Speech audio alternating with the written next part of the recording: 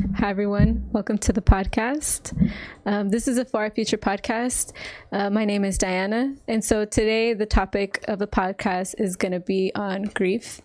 So kind of to put a face to the emotions and describe the emotions a little bit, we're going to be going over the 5 stages of grief. And then the 5 stages of grief are denial, anger, bargaining, depression, and acceptance. So after that, we're going to also go through, the emotions that a grieving person may be going through, like physical symptoms, how their immune system is compromised, also their mental state, how they can be going through really tumultuous times. They can be more tired. They can act like if they're in a depressive state or because they are in a depressive state. And then following that, we're also going to go through how to cope with grief. And so we're going to be going over what to say, or not exactly what to say, but suggestions on what's helpful to say, how to go about it respectfully, how to go about it thoughtfully, and examples of what not to say. So if that interests you, please tune in.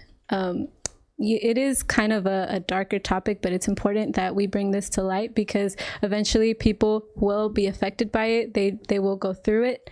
So if that interests you, like I said, stay tuned, stick around. If you really want to, please share your experience below in the comments. Maybe, you can be a resource for someone that's also going through this. So that's really important. So with that being said, thank you for joining us. If you're new, welcome. If you're not new, thanks again for sticking by us. So with that being said, I'll see you soon. Okay.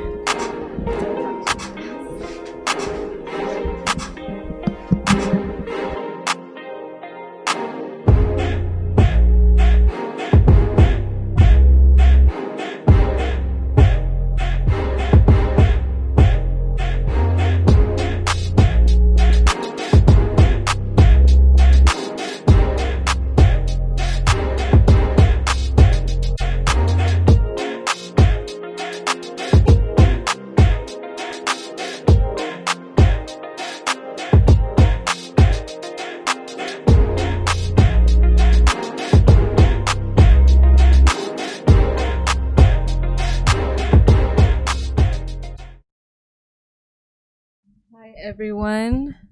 Thank you for joining us. So I'm going to be giving the intros like the host of the episode traditionally does. My name is Diana. And so the person right next to me here, please introduce yourself. How's it going? It's Giovanni. Welcome back, guys. Thanks for joining us as we do every Wednesday. And we have my other friend, John, right here next to me. John, a.k.a. Johnny Longdays here in full effect.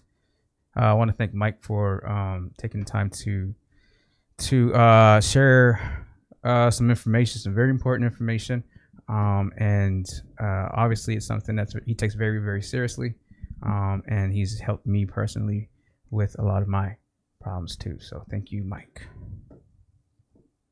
Okay, so with that being said, before we officially start and go into, the 3 sections of the show, I want to start off with a disclaimer. So we're going to be giving suggestions on how to go about, helping someone cope with grief, but we want to emphasize that we're not trying to, tell you to fix someone or to save someone from grief.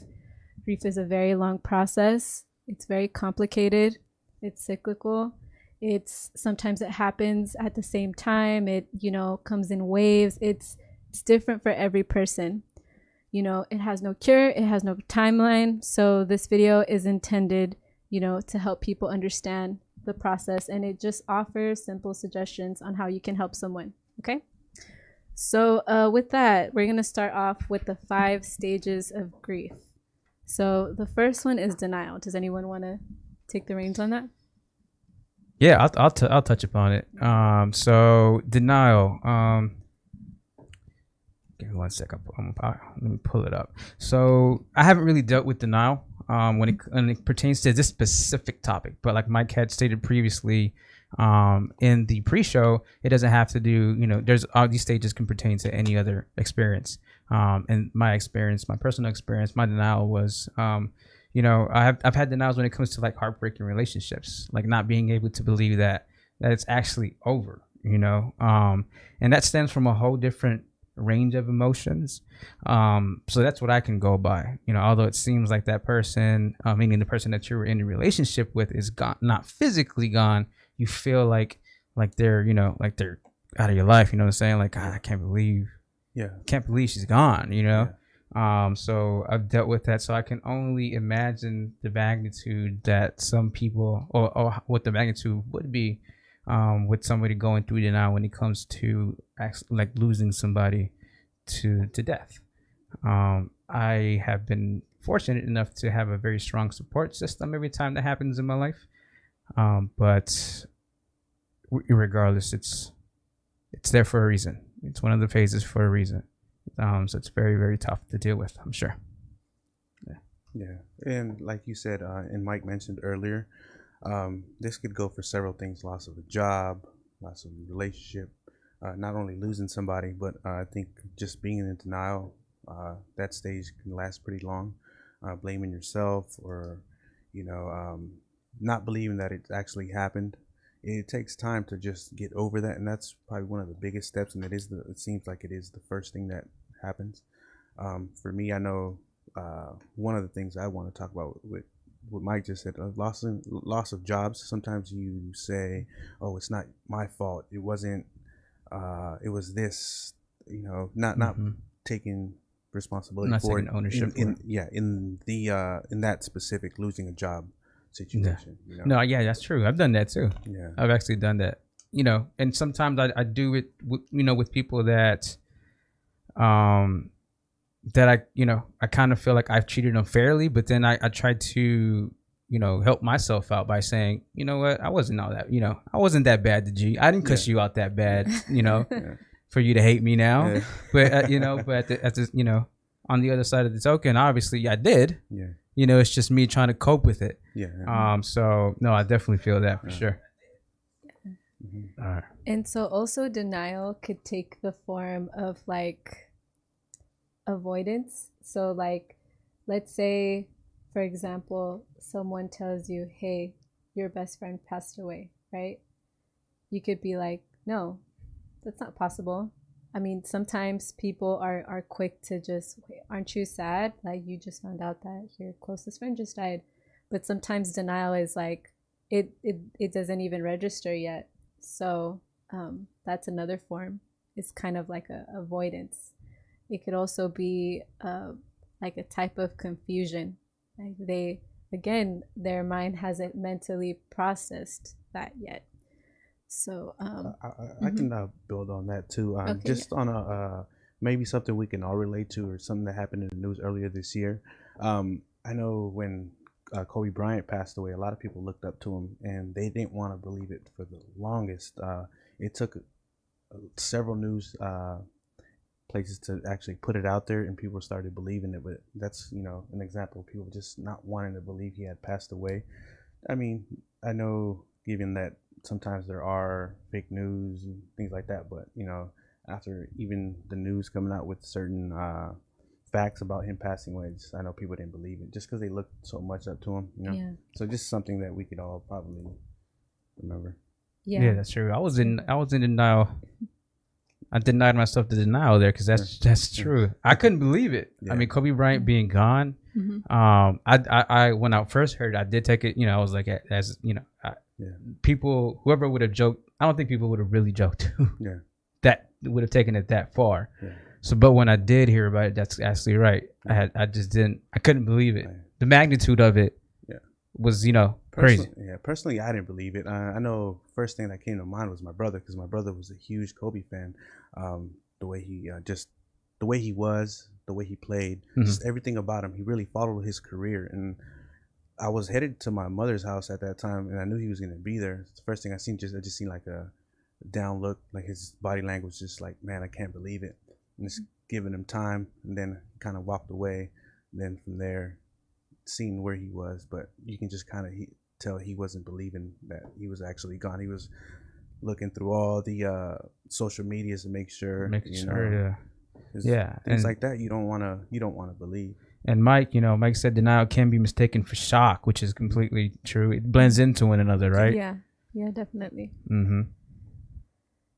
Yeah, something that I think of, not kind of a personal take on denial, but it just reminded me of it that you brought up the Kobe Bryant incident.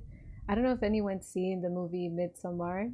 This is a fictional movie, by the way, but Love that movie. It's a good one. yeah, but there's something that really resonates in that movie.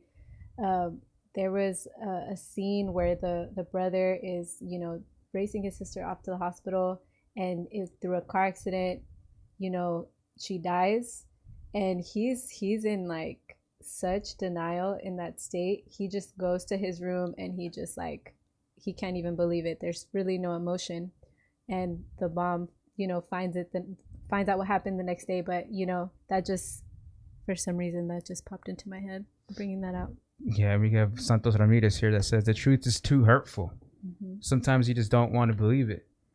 Sometimes you just rather block it out. Just it's easier for you to say it didn't happen than to actually face it and deal with it. So yeah, the truth could hurt, could be that hurtful that you just want to put it off and not talk about it. Definitely. Mm-hmm. So let's go on to the next stage, right? Let's talk about anger. So why do you guys think that anger, would be an emotion?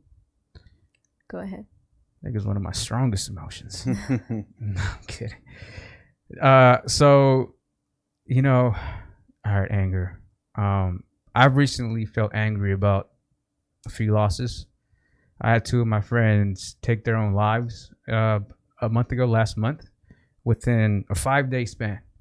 I went from feeling shocked to angry almost instantly because I've gone so far down that same aisle, down that same hall, and almost knocked on that same door that I felt like I should have seen all the signs and red flags. So it bugged me that I didn't see those red flags, that I couldn't pick up on them fast enough. Me being, you would figure that since I've been through it, I should be able to pick up on that a little faster, a little better than most. So I had to get up from my house and I had to go out and walk with my dog, Cruz. And then, Mike again calls me actually. And, he's been such a great help, to me a lot throughout my whole sort of maturing when it comes to throughout my whole maturation of accepting these stages of grief, especially this one. And he had to calm me down and tell me like, hey, it's not your fault. Like it's not. Well, he is a PhD and a doctor in psychology. So the guy knows what he's doing, But besides that, everything that he mentioned beforehand, as far as sitting out, just listening to him, because I talked about 99.9% of that time, and I needed it. I was angry at myself, and I had to get it out. I had to get that anger out, and once I let it out of my system, I wasn't completely okay. I still felt a little bit of guilt. I still felt a little angry, but Mike helped me just by listening and reassuring that there was most likely nothing that I could do, without them reaching out and extending their arm for somebody to help. So, but yeah, that definitely it got me pissed off. Like I was mad at myself, right? Mike is sitting here with us. I was pissed off. I couldn't. I was sitting there and it was just a random call. I wasn't expecting his phone call. God works his ways, his mysterious ways. And, I was sitting in front of the ocean, very scenic place. But I was pissed off at myself pretty bad. But yeah, so that's something that I personally can connect with. When it comes to anger, and anger to the person Yeah, who committed suicide. Yeah, I was mad at him. You know, I was very mad at him at first. Before I turned it on myself, I was mad at him. Why didn't you hit me up? Why didn't you, you know? And I had talked to him before, actually. I had just recently talked to him.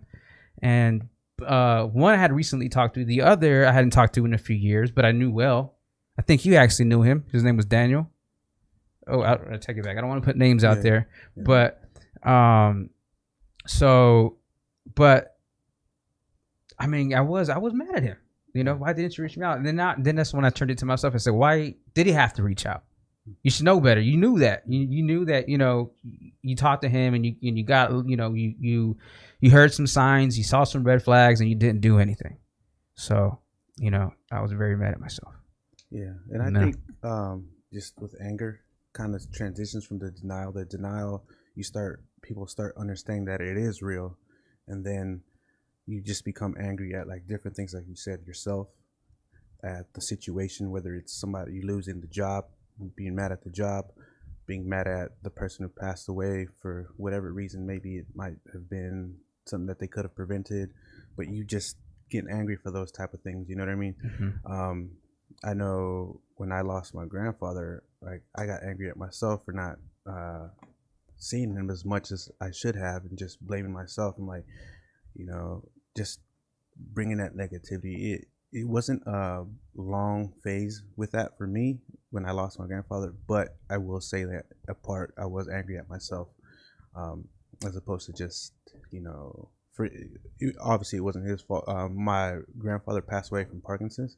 He lived with it for 19 years. So yeah, so he was having that for 19 years, and just see him just kind of his body deteriorate, and then just blame myself for not seeing him as much. You know, you become angry, but the thing, like you said, just kind of talking to people help. Or Mike brought that up earlier as well. That helps a lot. I mean, it's everything. And you can be angry. You know, Myra, I feel you. She says, you know, she, you know, felt anger towards God, right? You know, you just start to redirect that anger to other people as well. You know, that automatically puts you in an irate, in a very irritated, you know, in a very irritated mood, and you're just angry at the world, and you're angry at God, and you can blame it on whoever at that point. It doesn't even matter. It can be innocent bystander, and you'd be like, you know what?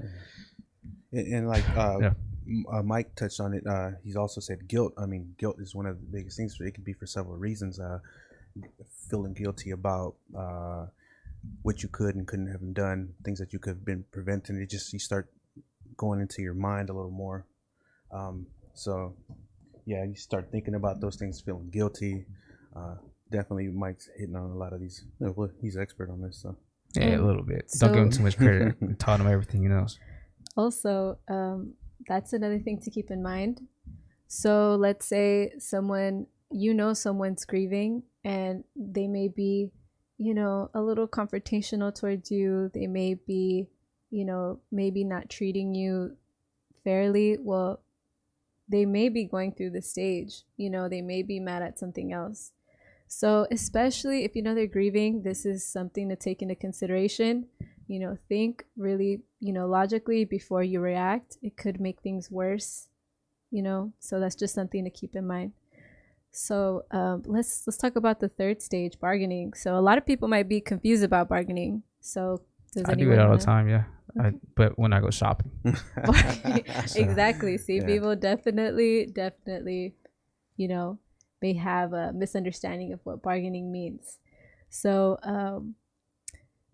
from what I understand it to be, it's like people trying to make, you know, a wrong a right. So from an example that I've heard is, oh man, okay, God, I promise I'll be really good. I'll do all my homework.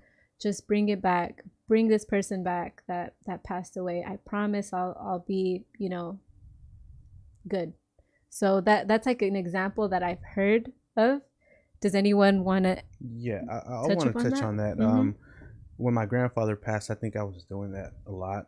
Just because I was pretty close to my grandfather. It's the only grandfather I had. So, and he was actually the first person I ever lost in my life. So it was pretty big. just telling myself, oh, I'll do this, I'll do that, just make the pain go away. I don't want to feel it anymore. Like I just, kind of felt like not after the angriness, just kind of trying to find a way to really make me feel better, like you said, saying, oh God, if I do this, please help me feel better or make it go away. That's one of the biggest things, is like people wanting that pain to go away, not wanting to feel that numbness of losing somebody, losing the job. Even talking about jobs, when people say, I'll fix this and I'll fix that. I think with this though, some people can take it two different ways. They can just say it, or some people, how I took it, thankfully, I took it in a positive way where I said these things and I really followed through with them. Let's say I told myself I'll go visit my grandma, his wife, more often. I'll call her, which I was doing. I definitely kept in contact with her just because I felt guilt for losing my grandfather and not being there as much as I thought. But I took it in a positive way, kind of doing that, saying that, bargaining, but also following through with it. That's what I thankfully took positive out of. You know what I mean? Definitely. Yeah. So you were. Gotcha. Yeah. So I was basically saying, "Oh God, please, I'll do anything, just make this pain go away." And I was actually following through with those things, as far as like, yeah, God, I would be like, or I would talk. I mostly talked to, like, I felt like I was talking to my grandfather after he passed away, telling him, I'm sorry for this. I would have conversations. Even till this day, I feel like I have conversations with him. Just telling them, I'm sorry for this, and if you can just make this pain go away, I'll do whatever. Yeah, I'll do better with everything with my family. And it actually did help me to transition. This particular stage helped me transition to actually taking it the right path, not feeling so depressed, feeling down. Actually use it in a positive way with bargaining. So let's talk about the next stage. The fourth stage is depression. So does anybody want to touch on that? Should I start, or? Good. So give it a shot, D Money. I've been calling her D Money all week. Okay, so basically, from what I understand and what I read, I can't personally, I don't necessarily know what depression is like in this stage, but from what I understand it to be is a feeling of being super overwhelmed, and a large, like, looming helplessness. Also, with depression, there's a lot of crying uncontrollably, and there's a lot of forgetting about what happened, then remembering the loss. This is the real this is a real emphasis of the wave pattern within the Kubler Ross model. So I haven't necessarily experienced it with death per se, but just in other avenues in my life. It's definitely hilly, up and down, but for the most part, you just feel down. You don't want to get out of bed. It's hard to do daily tasks. So what do you guys think about that? Just on the subject of depression, I felt like at a certain point in my life I did feel, and it wasn't with the loss of my grandfather, it was before that. At the time of my life, I lost a job, and I just felt like at that point I wasn't going to school anymore. I just felt like I was a nobody, and just having that depression, just overthinking about things like what you could have done.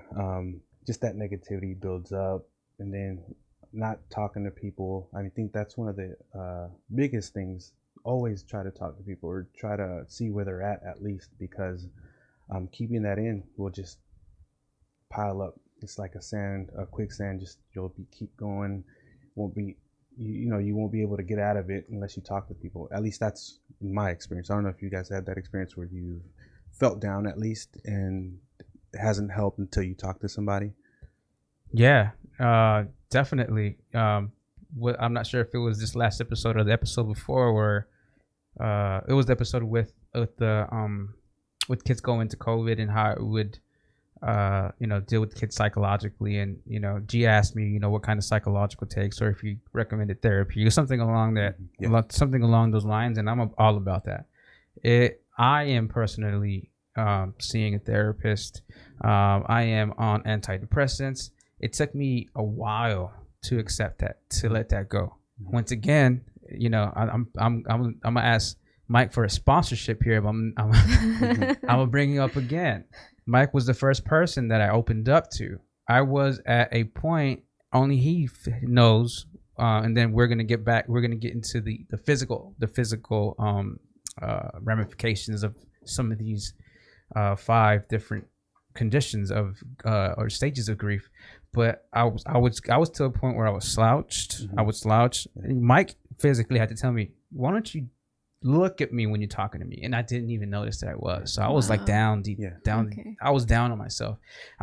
You said how sometimes you felt overwhelmed. Yeah. I was overwhelmed. Was feeling underwhelming. I have, a BA in English and, language arts, which most people make fun of. Hate you guys. But, Mike had to remind me all the time, you're educated, you're Latino, you got no kids, you're single, you got the world open, so it was only until I decided to open up to talk to Mike, which at that point was a complete stranger to me. So at that point, I just didn't. But one thing that I do know is that it will get to a certain point, hopefully, because sometimes that point doesn't come before the final, which is taking your own life. But hopefully it gets to a point before that you have to tell yourself it's time to open up. Yeah. And it's time to talk. And once I opened up with Mike and with Jacinto, which is a licensed marriage counselor, but he knows a lot about obviously therapy. So he helped me out, and being who I am, I read everything under the sun as much as I possibly could, and none of it at the end of the day, I think really helped. I think what helped the most was actually opening up and talking and using some of these different practices that they teach you in books at your pace. So I take that very slow, but it's a really, really hard thing to do. Yeah, I was really a really closed person. Yeah, and one thing Mike mentioned that the stages can cycle. And it makes sense. People could definitely go back to being angry. Yep. And just keep going back and forth. In no particular order sometimes. Until you somewhat let it out.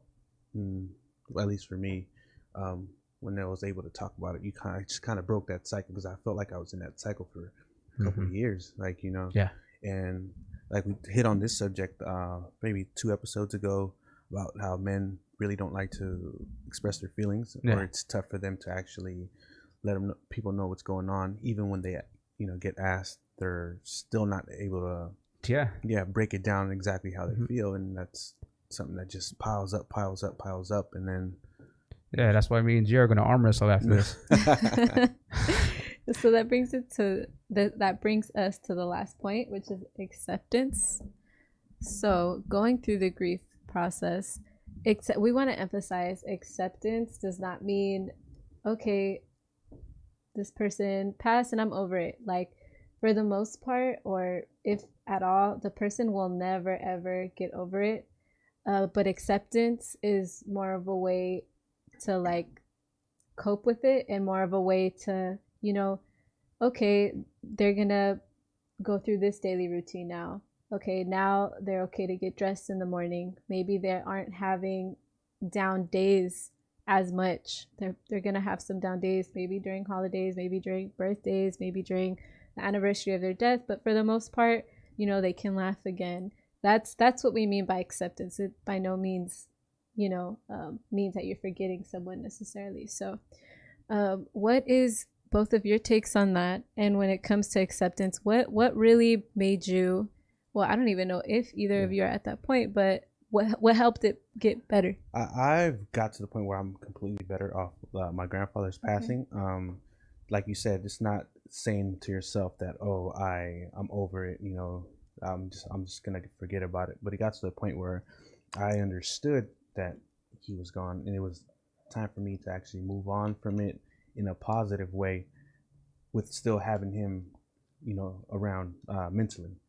But just accepting that just felt a lot better. I think at that point is where you kind of have some of that weight off your shoulder by accepting it and not just going back to anger, denial, you know, depression. You kind of, I think at that point is where you break the cycle. Yeah, acceptance of the new normalcy without the person who died or committed suicide. You know, with in my personal case with my two friends who tragically took their lives, it was accepting that it got maybe, you know, just how can I say it? It got too much for them, and sometimes that happens. Unfortunately, sometimes, you know, the help isn't there. Sometimes we have a show maybe too late. You know, sometimes, you know, who knows if some way somehow this gets to somebody who's at that brink, and it reaches them just in time, you know. And for millions of people it does, and for millions of people it doesn't. This is a very true thing, a very true reality. So I had to come to terms with that, with you know, telling myself it's all too true, and there's not, it's uncontrollable. It was out of my hands. You know, I had to say that there was nothing that I could do. Mm-hmm. But yeah, that's what I had to accept. Yeah. And with something like a little bit lighter, just not to keep going down on things like this, let's take it back to maybe like when people lost their jobs during the depression. Mm-hmm. A lot of people I know were going through these emotions, mm-hmm. you know, and it got to a certain point where people had to accept it and move on. Now, there was people went two different ways, but I feel that a lot of people accepted it and started moving on to maybe the next job. And yeah. So like we said, it goes beyond than just relationships with people, jobs. It goes on with several things. Yeah, it applies to, I think, most all things. Yeah. Most all things, yeah. Loss of pets. I have actually had a friend who felt really down. They didn't want to talk to about anybody when he lost one of his close pets. Yeah. And he was really close to him. I know they just. You're pretty close to your dog. I was about to say that. Yeah, I remember when Cusito was a pup. He still looks like a pup though. Yeah, he does. He's 7, but he looks not a day over 2, I would say, in dog years. But we were playing baseball, and he was off the actual diamond, right after off the field, I would say, sort of where like the first base coach is at. Mm-hmm. It's like sitting there. My cousin goes up to bat, straight hotline screws, right? Man, my heart sunk, dog. I thought he was done. Like I thought he was done for. I would have been super hurt. Because he's pretty small, right? He's a small kid. Yeah. He's a small kid, man. Kid. So he's a small guy. You know, and I would have been destroyed. You know, I don't even want to think about it, Jay. Why'd you bring that up, bro? But I mean, that kind of stuff, you kind of have to talk about it. Yeah. I mean, just because it's real. Yeah, and if it does happen, you kind of brace yourself for it, you know? Yeah. And that's something that, I don't know, probably going to hit on a bit later, but I know when people, you know, what helped me, especially with my grandfather's passing, that I had given this advice when I was feeling better to other people, and I took my own advice, mm-hmm. asking them questions, proper questions, not questions like, oh, just, you know, or there's people that would be like, just get over it. I've seen people say stuff like that to people who have actually lost kids during birth as well. I mean, that's another thing that's huge. I've had friends who've done that, and you can just tell it's hard for them to get over. I mean, people take different situations differently. Yeah, you know, and that's definitely tough. But I think practice what you preach as far as like when you give advice. You're in a different state of mind when you give people advice when you're not the one going through it. So giving that advice for so many years to people, like anything I can help you with, how for as far as loss, I would tell people, wouldn't that person want to see you happy? just think about the positive times. I would always tell him that, and I took that advice. That I would always, when I started accepting that my grandfather had passed, I would think about the happy times I had with him, and I'd cry, but there'd be tears of joy. I'd be tears of like remembering just the happy times, the things that he would tell me.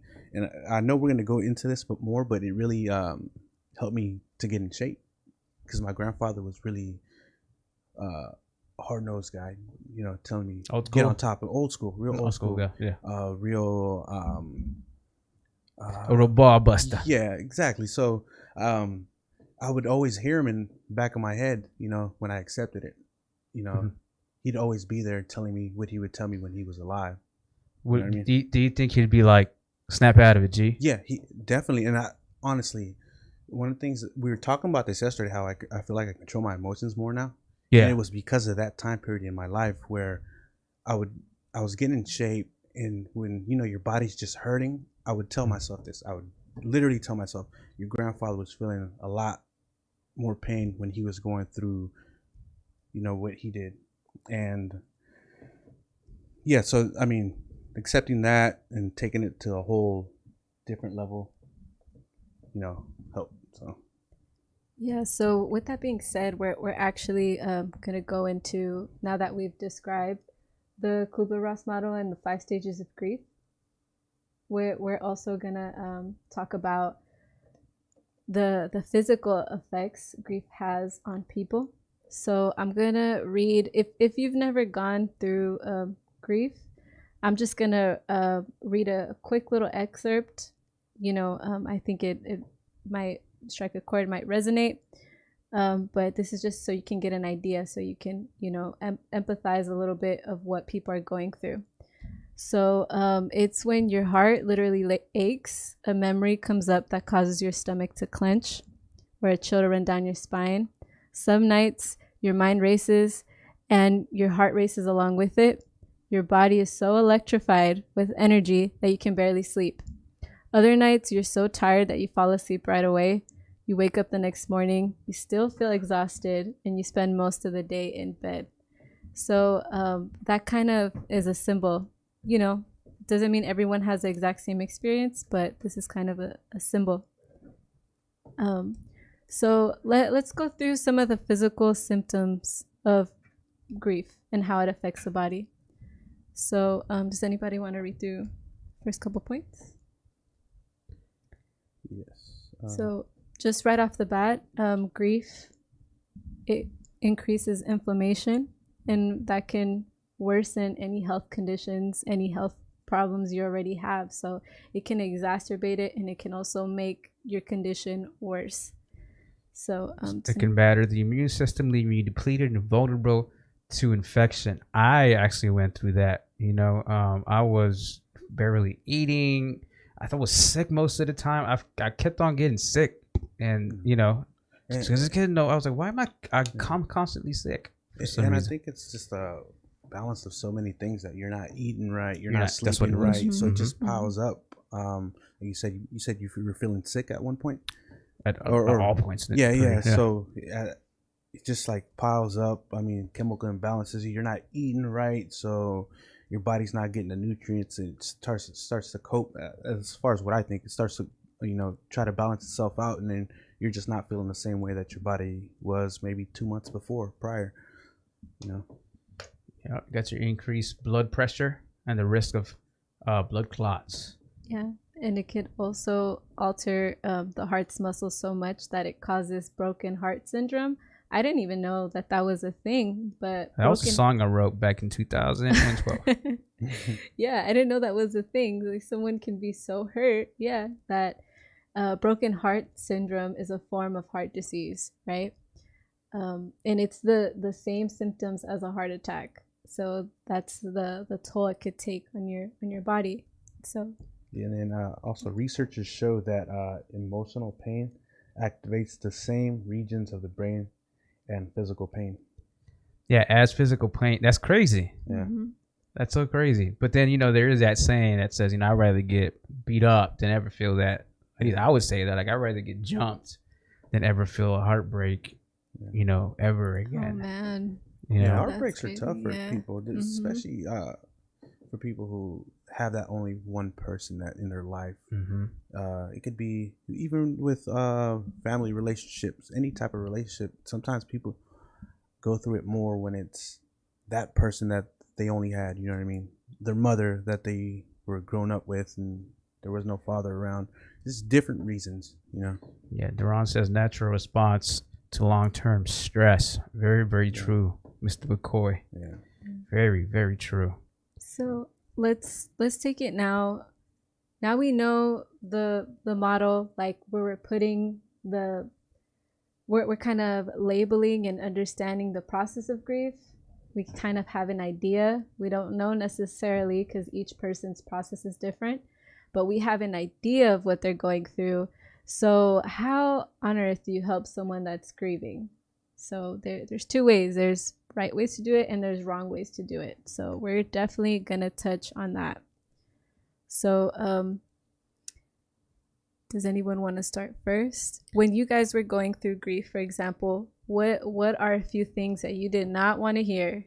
Let's start with that. For me personally, I just kind of wanted time to myself. I didn't want to go out and party just because I know my grandfather he didn't drink for several years. I think he stopped drinking when he was 40. So I kept that in my mind, like how would he feel towards that? You know what I mean? So,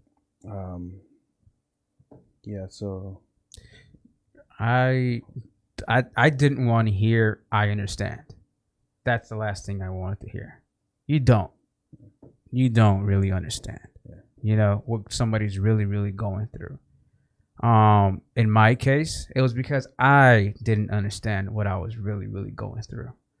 I had to figure that out. And everybody would come around and say, you know what, I know what you're going through. All you have to do is, why don't you get up? Why don't you, go and, get some fresh air? Go do this, do that. And that would actually lead me to not want to do what they recommended. It's because I had that sort of backlash after, I had that I don't know. Nobody wants to feel helpless at the end of the day. Nobody wants to hear I understand at the end of the day. So that's one thing that I used to hate, people telling me I understand. I've been through it. Okay, I get that, but you don't. This is a case-to-case situation for almost every situation. But that's something that I used to hate. I think Mike brought up a really good one too earlier. It was, oh, you're not over it yet? That's pretty shocking. That should, be common sense to never say, because, each person takes it completely differently. Some people will be okay, maybe not fully over it, but they'll be okay. And other people, they just lost everything, their entire life, so they will never look at the world the same. Yeah, Myra. I know Myra went through. Man, I couldn't even imagine what she lost a good friend of mine, a kid that I've known since I was a kid. And she lost her brother, and she's saying that she didn't want to hear that. She didn't want to hear that my brother wouldn't want me to be sad. So people, I'm assuming, Myra, that people would tell you, Pedro would want you to carry on with your life. Pedro wouldn't want you to be sad. And that's harsh. That's pretty hard to tell somebody that. So whoever told you that, I'm sure meant it in the best way possible, but they should have really thought that one through. I just think with this, it's because it's different for everybody. Yeah. So it's a very touchy way to go about it with each person. So I think that's like a huge gap, because people say things different, people take things different. Yeah. So that could just be a big, two heads butting and 2 wires crossing. Yeah. The way it shouldn't, but both people probably didn't mean it the same way that No, yeah. Like I said, I'm sure he or she meant it in a good way, but that's brutes. It's brutes with goots. And just rough points to kind of emphasize. If you do want to help someone go through grief, we we want to advise you or suggest to you, don't put a timeline on the loss. Like, you know, that above all else, people go through it differently. People take their time, right? Don't minimize the loss, because by you putting a timeline on their loss, or you saying something like, oh, you guys weren't that close, why are you so sad? You know, that can really make someone feel a whole lot worse. And also, another rule of thumb is don't be judgmental. If someone's sad, just hear them out, just listen to them. So those are just rough, you know, rules of thumb, something to really consider if you do want to help someone through grief. And so, does either of you have any other points to say? There's a section, right, on listening, right? Mm-hmm. What is something that really helped you? You kind of touched on it a little bit by, you know, bringing up Mike and how he, you know, heard you out. Yeah. I'm not going to mention Mike anymore. So For me, have a cap, like 10 mention cap on the show. Yeah, I think a lot of it is listening to people more than be the one giving advice. If you tell somebody, it's there's a certain point in their that whole situation where they're just not hearing anybody. So listening to them, I think, helps. Me talking to people helped me with my losing of my grandfather. Just letting it out when I did feel bad and when I didn't want to talk about it, people left me alone. It was just kind of a balance of when to talk to people and when not to, but letting it out was the biggest thing for me. You know? Yeah, I think it's gonna sound kind of weird, but having hope, you know, that the person finds hope. You know, it's kind of hard for me to put into words, but in my situation, I felt like I didn't have any, and I struggled with finding any kind of gleam of light, any sign out there, and you know, it's a very internal battle that that person is going through. Mm-hmm. Probably the hardest battle that they've been through. So it's I think knowing that you don't completely understand what they may be going through, knowing that, checking yourself, being very PC in sort of the sense, and making sure that they're okay. Like, you know, they're as okay as they can be, trying to help them crawl out of that hole, which could be very, very hard. Mike did mention that grievance is sort of a cycle that can be essentially broken, but depression is more of a, what did you say, Mike, it was? Comparing to the two? All encompassing. So two obviously very different things, but I believe that maybe one can lead you to the other. So, you know, just hearing them out, helping them, me using some of these, once again, like Diana said, these are just rules of thumb. These are just our experiences. Mm-hmm. We are in no way, shape, or form experts. We do have an expert in here, but we aren't. And we are the money makers. These are.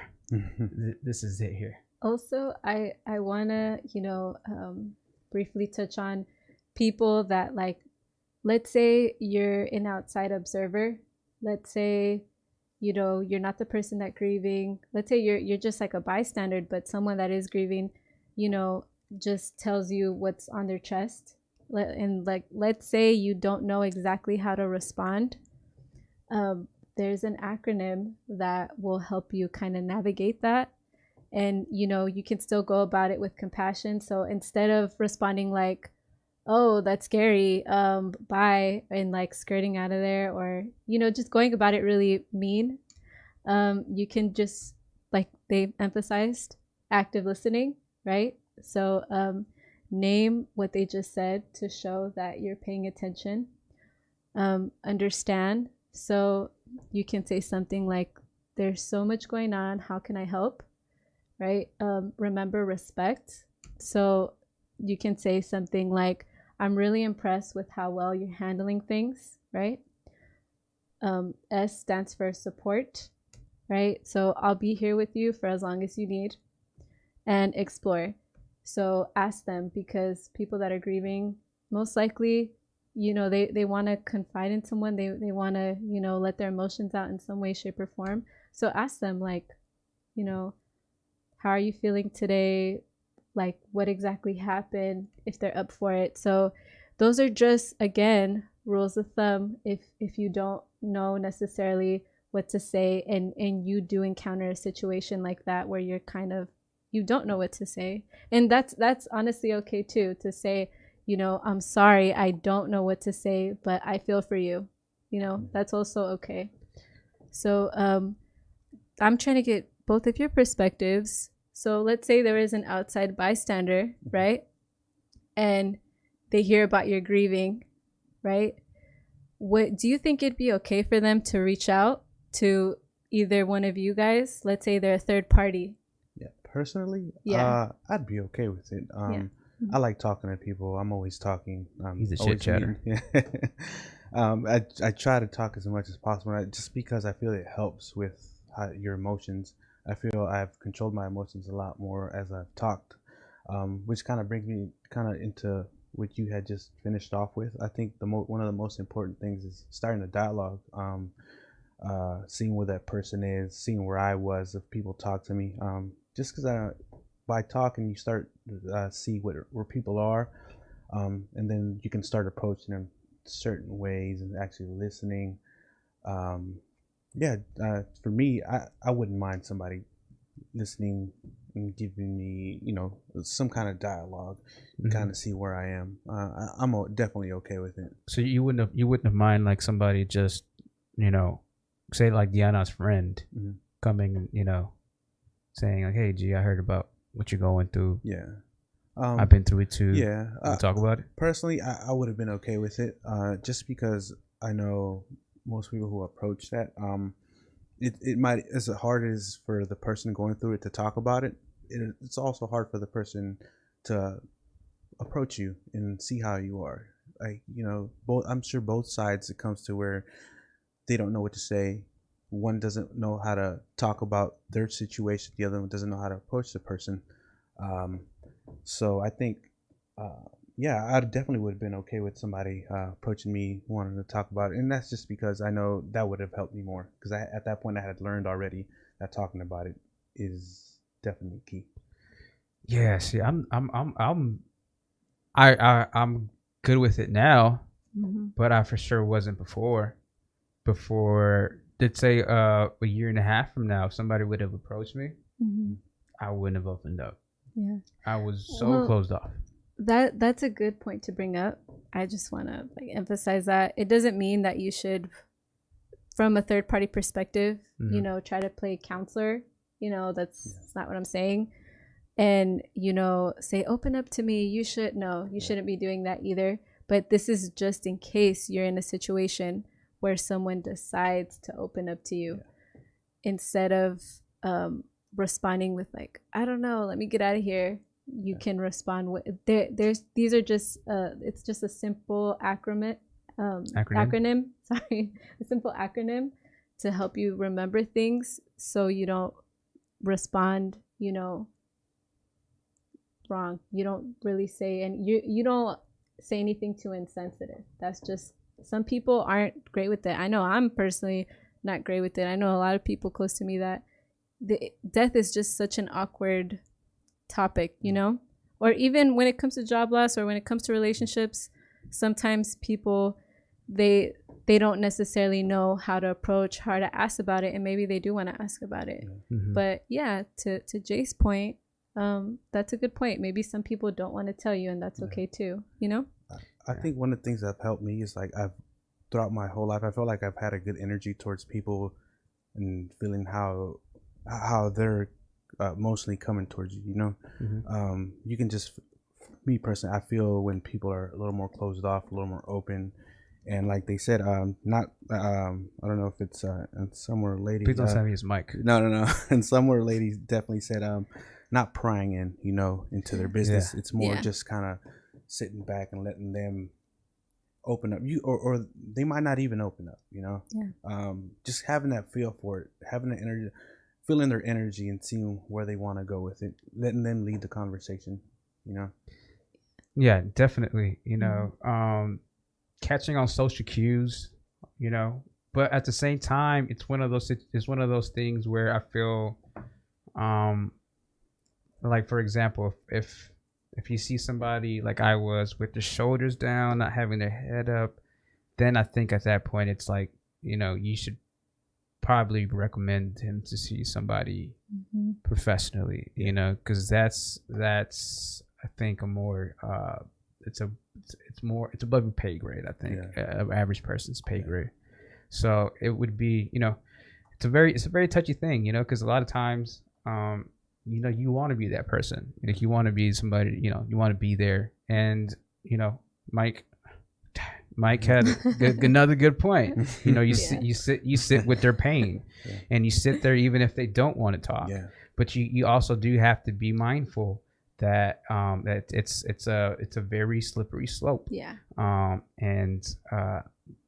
Just being there, sitting with their grief, letting them be cool, and Selma or lady said, giving them their space, and knowing you're busy playing your role, knowing your position.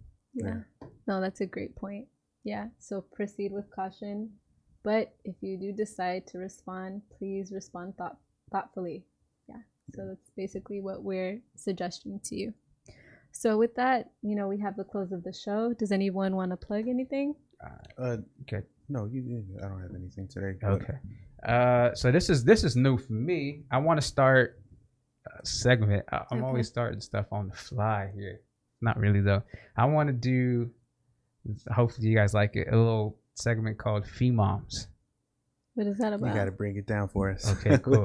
So it's a play on the word phenom, but PHE-MOMS. You get it? A phenom is obviously somebody who's extraordinary, who's like unexplainable. He's unexplained to be a phenom, like a young phenom that's playing football. Somebody who's like, like phenomenon. Yeah. Okay. Now it clicks. It's a phenomenon. That's it. Remember that one song of LL Cool J? Something like a phenomenon. For PHE-MOMS, right? So I'm gonna shout out exclusively women who are doing something, like my friends and stuff like that, who are doing something. So the reason why I'm doing it is because I was raised in a all women household. I didn't have a father. I did have a father. Everybody does at a certain point, but he kicked rocks, and so I just kind of feel like it's kind of cool to shout out women out there doing their thing, especially if they're moms. So today I want to shout out Stephany Ramirez. She's out there grinding her little heart out, and I mean little because she is tiny. She's like 5'11", 5'1", something like that. Somewhere along those lines. This little lady just got a reward. She got a free, all expense paid trip to the Dominican Republic, to the DR. So she, she's grinding. She must have, she must have been doing the thing. So she's a hairstylist, but she also dabbles in all of fashion and beauty. She's an amazing human being, a strong mother of 2 amazing boys, and that's what I classify as a PHE-MOM. All right, so check her out. Find more information about her on IG at stephanyyanett, and we'll put all the information in the description. Everything so we have, I'm not sure if you guys have watched before, but we have a segment where we give shout outs. All the shout outs and all the things that we mention in this portion, in this segment, is always in the description below. So definitely check those out. So because we do this for a reason, and we want to help these people also succeed with what they're doing. Okay, definitely. Mm-hmm. Okay, so kind of the shout out I want to give, it's a cut in piece-a-thon. So unfortunately over the weekend, someone named Josh Allen, a very loved person, passed away. And so a bunch of barbers from the Pittsburgh area, they're gonna get together and they're gonna give free haircuts. Well, their time is free, but if they're taking donations for the Allen family. So I'm definitely gonna link that below. If you can, please donate. That would be great, because the Allen family really needs support during this time. He was a father of one. He had a wife. So definitely, if you can check that out, that'd be great. I actually got 2 more plugs. Do you have anything to plug, G? No, definitely just want to thank the viewers that are always tuning in, commenting. Sure. I love the support. I love the support. Yeah, we've been getting nothing but love. Yeah, there's certain people that that love to tune in, be engaged. There's others that just want shout outs. No, it's true. Yeah. People, they're tuning in. They have a platform where you shout you out. But there's people who actually support, and I like to go into find those businesses that are coming up and really are more than just about me. So thank you to all those people who actually tune in every week. I know Duran's always here. Myra's always here. We definitely appreciate that, and don't think it goes overlooked that you guys aren't here every week. We really appreciate it. I know I do. Yeah, it means a lot, man, especially since we've known them for so long, having that support, and it's a work in progress. We still have conversations on how to better the show, and we're working on it, but for now we're doing our best. So my other 2 shout outs is Mike. Oh, definitely. Mike, I want to shout out Michael Tachét. So PhD. Mike, where's your bio? Did you leave it downstairs? Left it downstairs. Right there, I think. Oh. Yeah, but PhD, all of the above and all that stuff. I don't want to toot his. He's here, so I don't want to toot his horn over here too much. But he is the bishop here at La Sagrada Familia, located at 1600 16th Street, as he hands me his bio. So it's primarily a Latino based congregation. And we do all of the above, baptisms, weddings, first communions, all that good stuff. Huh? Quinceañeras. I can't forget the quinces. Yeah. He says cervezas. We don't do cervezas. No. No, I took some vegetable juice that you see me. I took it and had my friend that's a bartender pour me some of my own stuff. Did you try it? No, I didn't. Did you try it? That's what you took your own stuff? Yeah. Oh, I was just kidding. No, yeah, that's my stuff. We had a moving forward outing real quick, and so I see this green juice, and Jay's always has this green juice with him, and I sit down, with the crew, and then I tell him, "Did you bring your juice here?" And I guess he really did. I didn't even know that. I didn't know that until this moment. I swear, I thought you ordered some kind of green. Juice. Yeah, I did too. Yeah, but I didn't think he brought it and he poured it for you. I still don't know if you're joking or not. No, I'm serious. I'm very serious. Yeah, Emo, because I know the owner there, Tanya, from Bought 5 Tacos and Beers.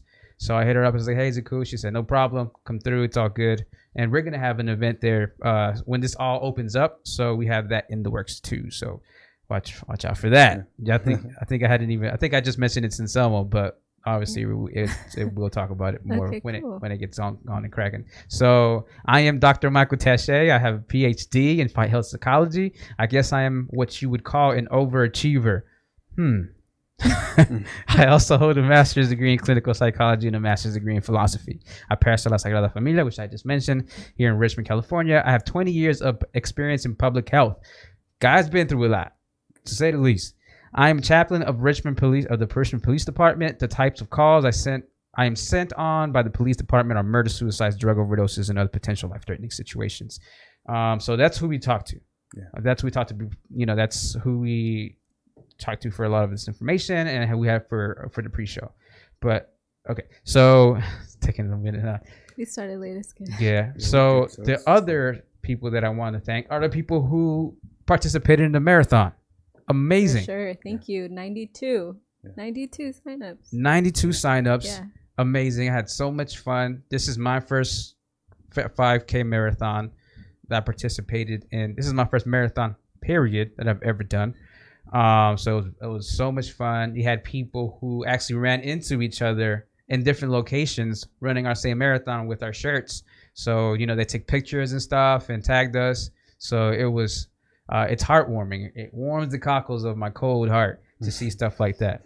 And, but one thing you guys didn't know is that I participated in 2 marathons on Sunday. I didn't know that. Yeah. So we had, you know, we had our 5K marathon, and then there was a, on the E channel, there was a rom-com marathon that I knew you were going for something like that. I just knew it. There's a rom-com, a romantic comedy marathon, Mike. So, you know, See Home Alabama. There was Definitely Maybe going on. Dear John. All the good ones. So yeah. 2 first dates now. It was there was one with Reese Witherspoon that I didn't watch. Did I say Reese Witherspoon? Like just 2 of them? Yeah. Reese Witherspoon, where she breaks up with a dude. She goes to live at her dad's house, and she invites 3 guys to move in, and then like, she hooks up with one of them and stuff. And it's supposed to be a rom-com. Is it New Girl? Is it?